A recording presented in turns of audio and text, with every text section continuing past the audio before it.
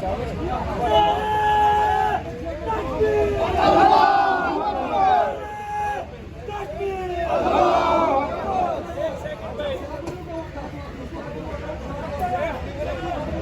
आप देख सकते हैं परवेज़ खटक साहब इस वक्त आए हुए हैं ज़मान पार्क के गेट के पास और कारकुनान को हौसला देते हुए, और ये अब आपके निगाहों के सामने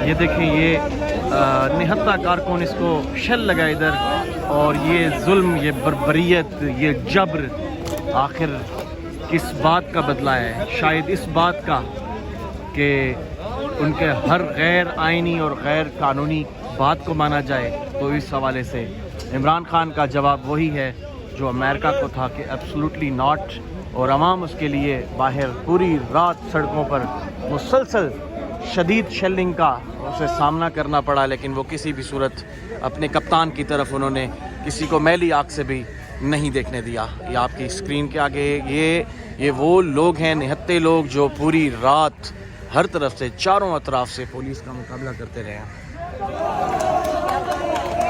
पाकिस्तान जिंदाबाद।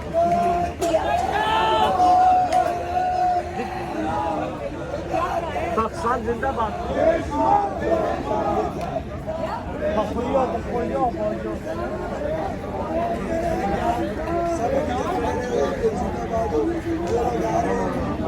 के साथ